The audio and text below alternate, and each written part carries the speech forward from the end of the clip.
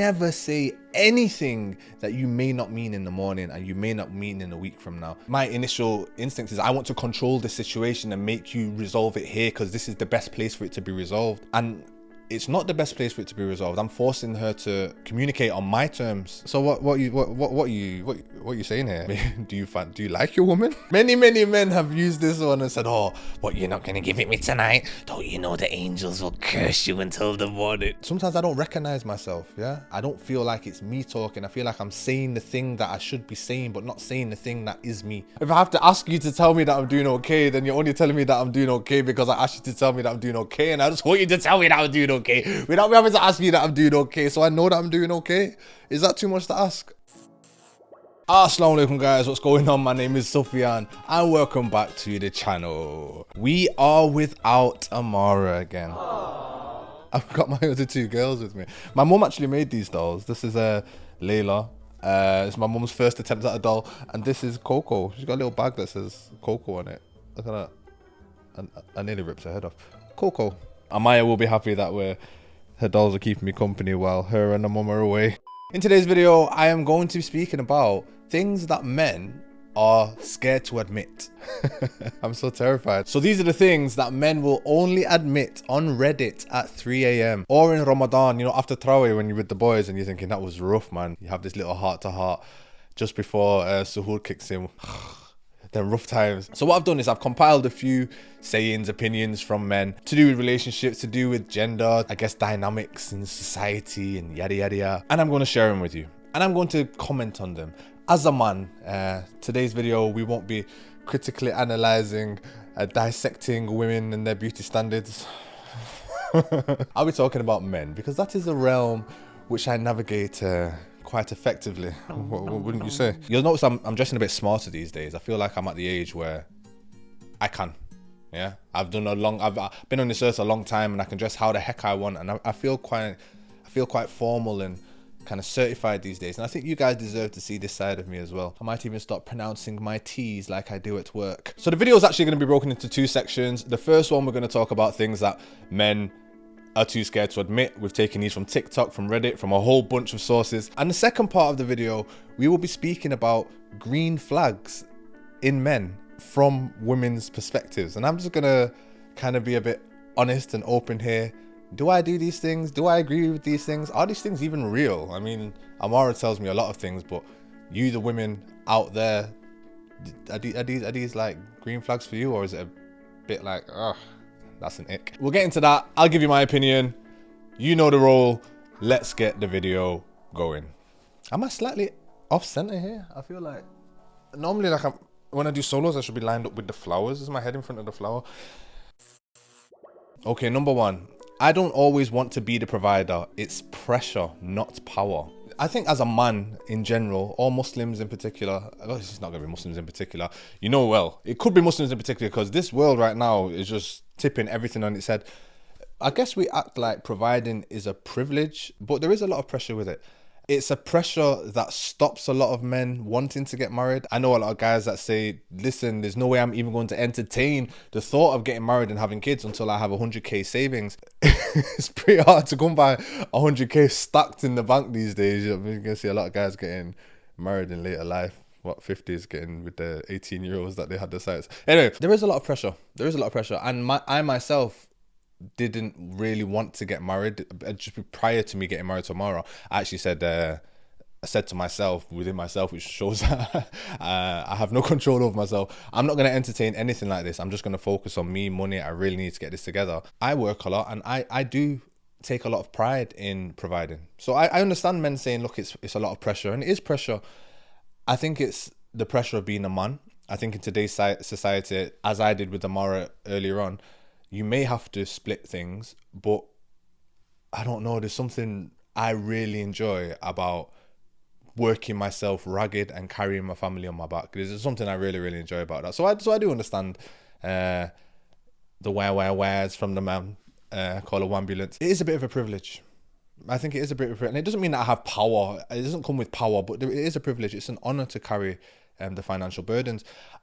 At the same time, it can tear people to shreds, especially if you've got the dynamic where the woman expects a lot more and the guy's not really capable of doing that.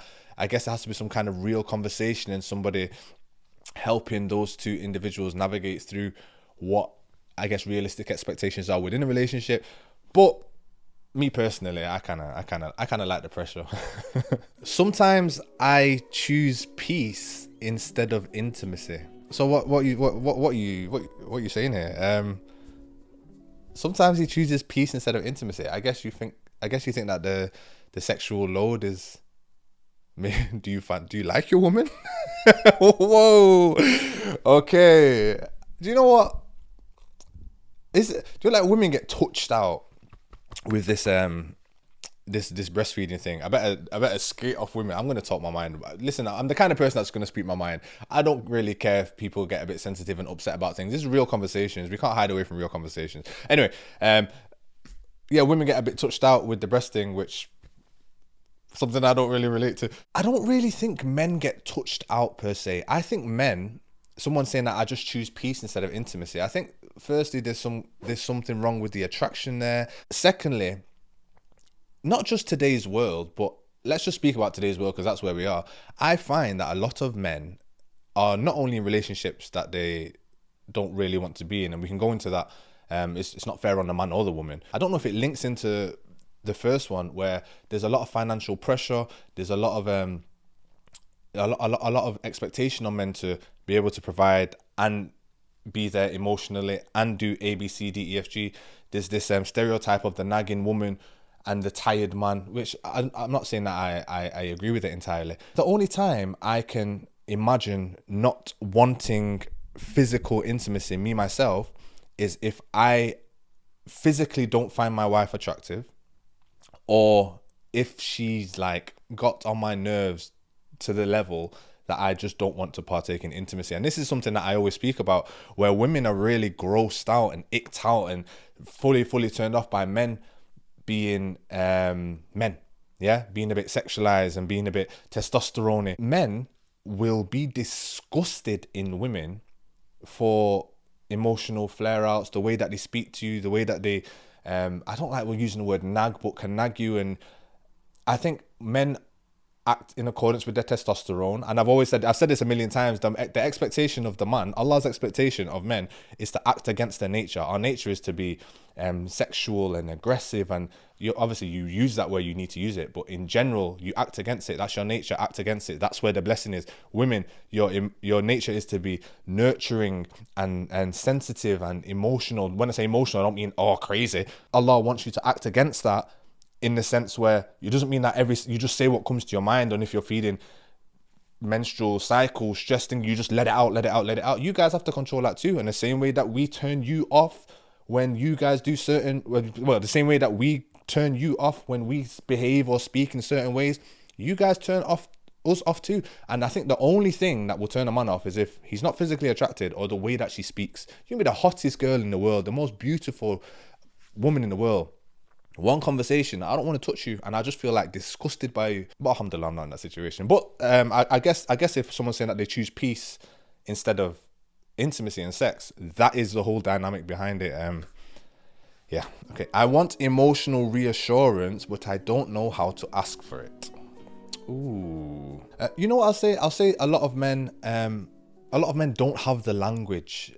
We don't know how to ask for things through words. We ask for things through actions. And I guess that is something that I kind of envy, or not I envy, but I guess it's something to let women just speak their mind, and they don't have to be stoic, and they don't have to feel gay. So just speak your mind, say what you're saying, feel how you're feeling. The skill that a woman should have or could have, which would serve you very well in a relationship, is anticipating or knowing that men aren't really going to come out and say, look, I just need you to tell me that I'm doing okay. I need you to tell me that you appreciate what I'm doing right now, that you know things are hard and you're right behind me and you're so proud. And look, honestly, yeah, wallahi, Amara tells me this every single day, every other day, maybe every other day.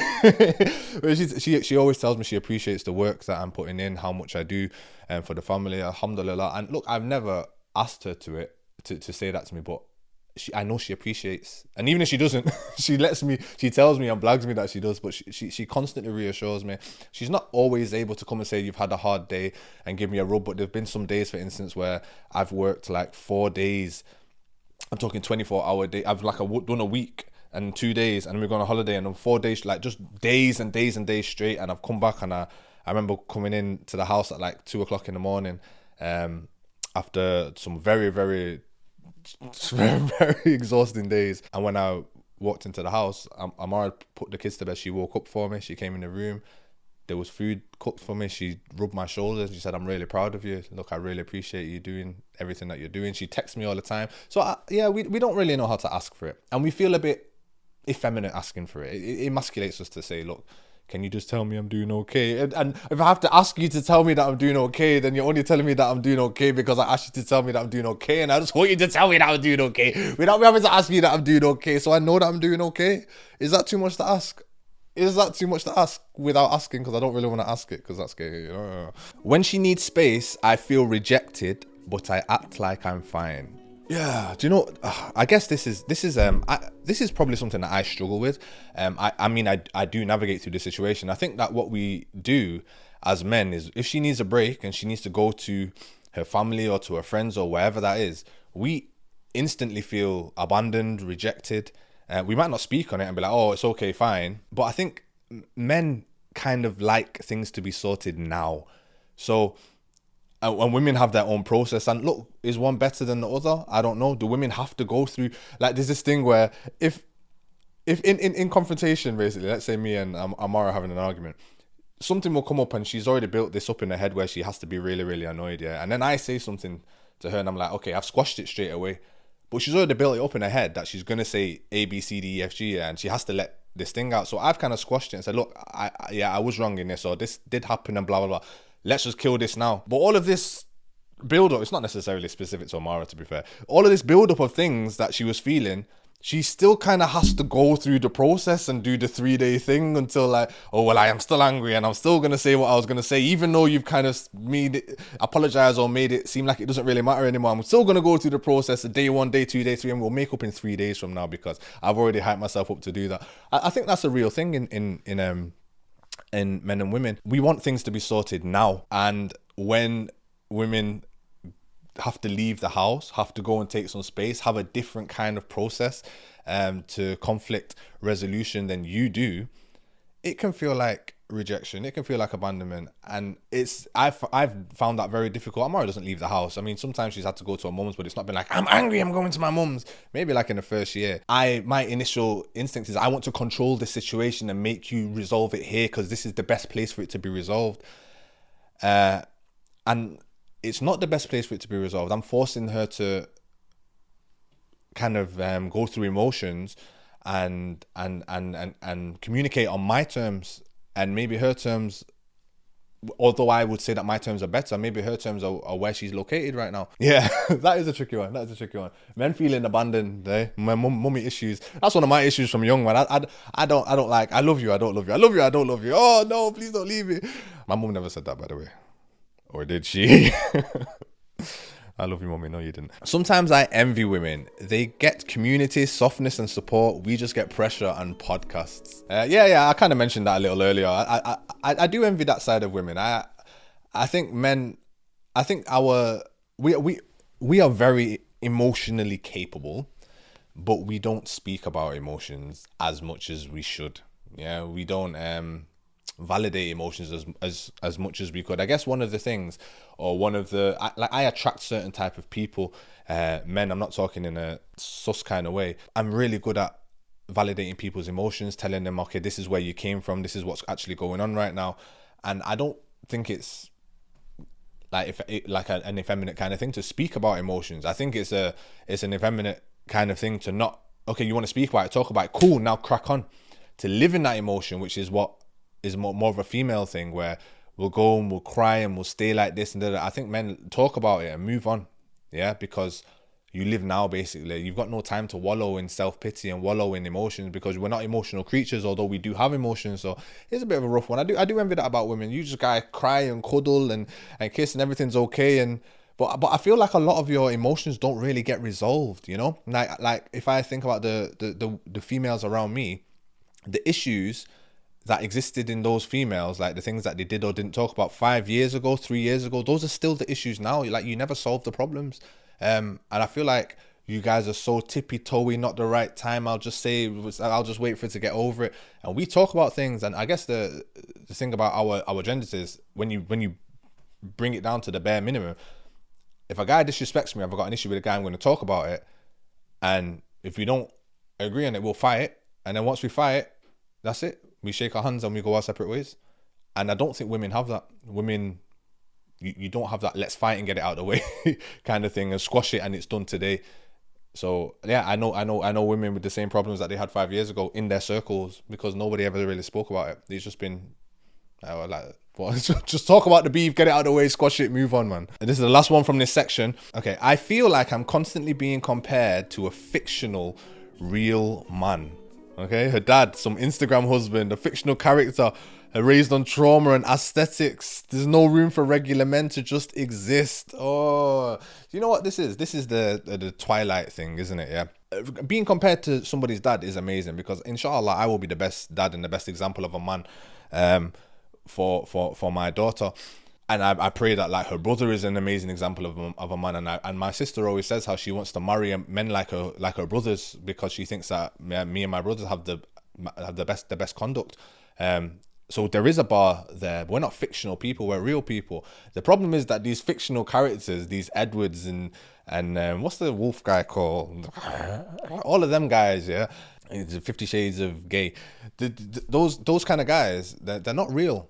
They're not real, and there's this fake kind of version of a man that he's so emotional and he understands so much, but he's also so masculine, and he's so, like, do you know what I mean? Like, I want you to be like these very fine details. I want a man to be really, really confident, but not too arrogant, and I want him to be like really like emotionally literate, but not sensitive about things. And you know, like you need the perfect guy basically. And men are men at the end of the day. I think we live in a very matriarchally tilted world right now, where read the comments on videos and listen to my family responses from things and friends responses from things. Like, the internet and the real life are two separate places. I can speak about things at work in public and nobody's going to say anything. The internet and the matriarchy is wild. You cannot critique women these days. You can't say anything that goes against, well, that basically you guys are so sensitive these days that I can't even disagree with you. And that's why you got all of these problems, because you can't take no truths. Not all of you, yeah. These guys don't really exist. Men are men, women are women, and it takes understanding and not just compromise, but understanding each other's natures, and then compromise, working on compatibility. Yeah, I don't know. I don't really like that fictional character. I'm not going to talk too much on this topic, because I said I won't criticize women too much in this video. Okay, yeah, that is the end of that round. Ooh. Yeah, I think is it. Let me just think of something that I'm afraid to say. So one of my takes, okay, something I'm afraid to say. I'm not afraid to say anything. just that kind of man. I only fear Allah, and sometimes I'm a bit scared of mice, which is like the antithesis. Part 2, green flags. Okay, so these are green flags. Okay, apparently these are the green flags in men that nobody talks about. Now this is from women. Okay, I've done the man section. This is from women saying that these things in men are green flags. Now, my assumption is that this is going to tie into the fictional character kind of thing. So I'm going to tell you, well, I'm going to be very honest and say, well, you guys can tell me, do you really actually like this? Are these green flags? And I'll tell you whether I think they're a green flag or whether I do that thing, or, you know, I'm a very honest guy. So let's just see where this takes us, okay? He apologizes without needing a TED talk on what he did wrong. That's a green flag, right? Ding! Yeah, it's a green flag. And that is something that I do. I always apologize for my part in whatever has happened. Listen, if me and Amara are arguing and she is 100% wrong and I become a bit short, I apologize for becoming short with her. Even though she wound me up, because I'm in control of my own actions at the end of the day. The thing about arguments and look, if people can lead you to the state where you are going to not be accountable for your actions, but do things that you regret, then leave those situations. Yeah, if you and your wife have such a dynamic in which, or you and your husband have such a dynamic in which the anger is so hostile, it's just like, oh, and you're just gonna do something, you're gonna punch the PlayStation and smash it. I'm saying that because I can see my PlayStation there. Or you're gonna just smash the telly, you're gonna call her this or call her that, and some damage is irreparable. And I think, I don't know who it was that told me about the freeze frame and said just at all times, yeah, just imagine that in your worst moment, someone just snaps that, whether that's Allah, whether that's you, and you could just see a snapshot of you in rage going, yeah, screaming like that. And I never want that screenshot to exist of me. And yes, I slip sometimes, and I actually don't think I'm that bad a person. Like, can you imagine me angry? I really don't really get angry. I can get annoyed and a bit frustrated. I don't really get angry. I did when I was younger, but I've learned to apologize when I do things wrong, and to always be intentional, and I've picked somebody, a wife, that understands that about me, and she tries not to, I guess, do things that I don't really enjoy. Though everybody has their limitations. Alhamdulillah. Listen, none of us are angels apart from my wife. Yeah. So yeah. That is something I do though, and I think that is a green flag. Don't be too proud to apologize. And you guys that don't want to apologize, you're apologizing for your part in something. You're apologizing for what you did. You apologize because you've removed your ego from the situation. You can still be right. Like, oh, I'm sorry for that. Yeah. We had a conversation about something. I said something that was wrong. I apologize. I'm genuinely sorry. Be sincere. Apologize when you do things wrong. Strive for perfection. He doesn't weaponize religion or hide behind it. Do you want to use an example underneath? No, I have rights during an argument. Oh, selecting hadith and obedience. Yo. Listen, let me say this first. All right, just off the bat. There are many, and I've said this before, fabricated hadith which argue in favor of men over women, and they were created for that purpose. Okay, now let's just stick to authentics, and let's just stick to Quran and stuff like that. Don't weaponize religion, man. It's easy to say, oh, would the Prophet do that?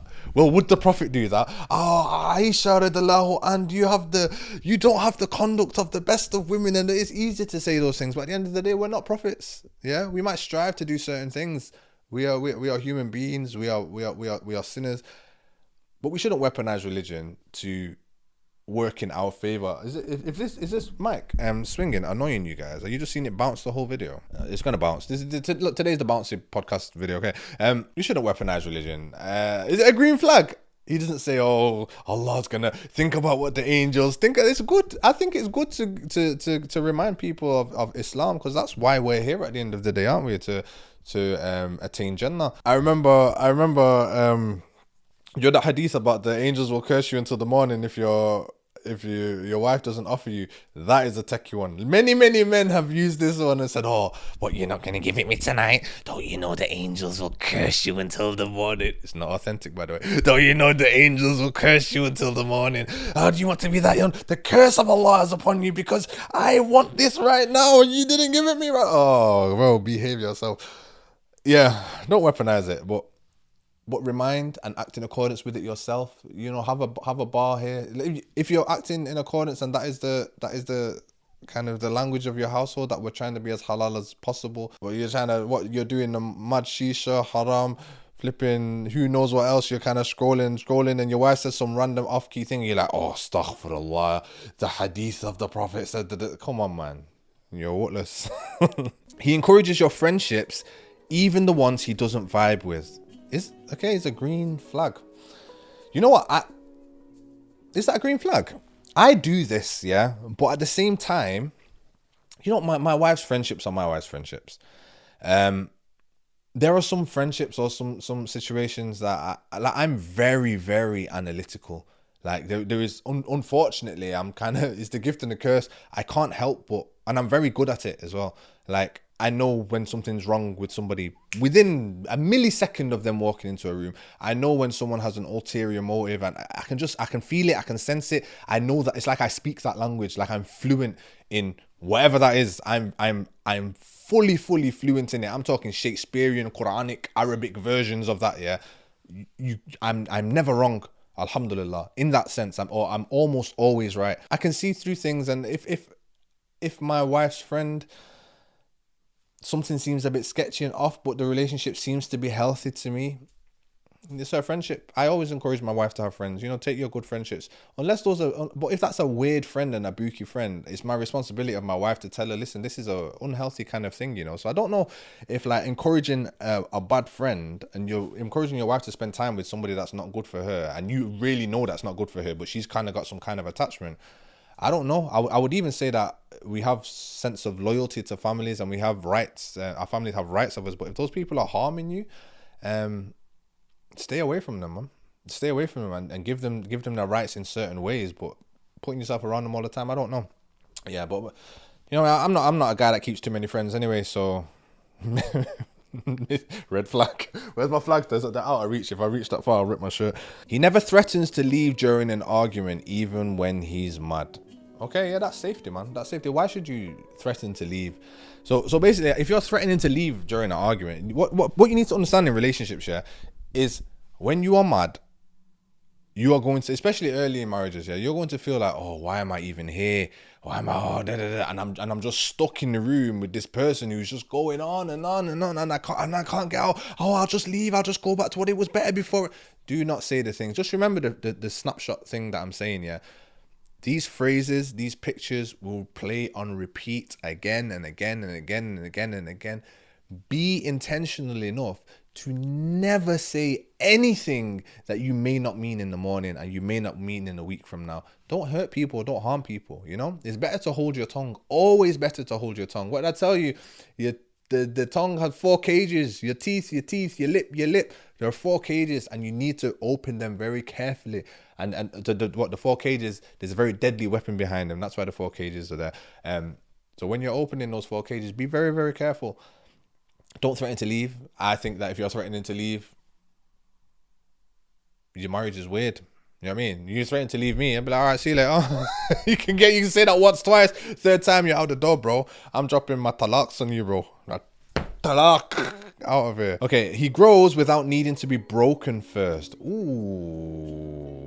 Okay. Yeah. So look, not every man needs to ruin a woman in order to evolve. Yeah, we don't have to go through terrible broken divorces and relationships, and I had my heart broken and it was just so horrible, and that's why I know now that this isn't how I want to be. I want to be like this.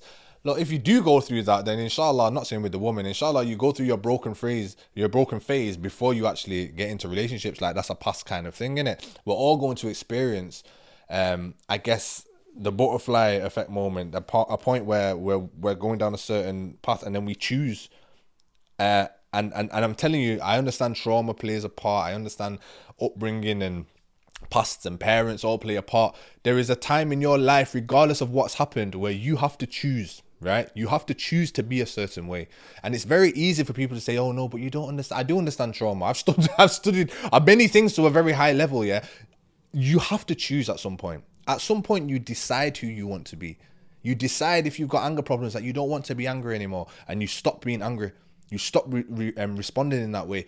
You are capable of doing that 100%. You decide that you want to be a certain type of person. Okay, I'm going to be polite. I'm going to be kind. I'm not going to rise to this. I'm not going to, whatever that thing is.